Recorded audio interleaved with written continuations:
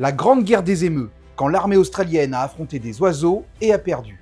Ça pourrait être le scénario d'un nanar américain, mais c'est un épisode réel de l'histoire australienne qui s'est déroulé au début du XXe siècle.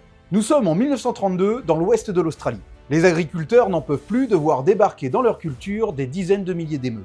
Chaque année, ces oiseaux viennent ravager leurs champs. La plupart de ces fermiers sont d'anciens soldats de la Première Guerre mondiale. Ils ont donc demandé au gouvernement des mitrailleuses pour éliminer les nuisibles géants. Le gouvernement accepte d'apporter son aide, mais décide que l'opération soit menée par des militaires et non des civils, sous le commandement du major Meredith. La guerre commence officiellement en novembre 1932. Les soldats et leurs mitrailleuses Lewis prennent position près du village de Campion, prêts à affronter l'ennemi. Une cinquantaine d'émeus sont aperçus au loin. Les agriculteurs du coin tentent de les rassembler à portée de tir, mais la volée se scinde en petits groupes et s'enfuit dans toutes les directions. Seuls quelques oiseaux sont abattus. 2 jours plus tard, les soldats tendent une embuscade près d'un barrage où l'on attend le passage d'environ 1000 émeus. Quand les oiseaux sont à portée de tir, ils ouvrent le feu avec une mitrailleuse. Mais le canon s'enraye après seulement 12 oiseaux tués.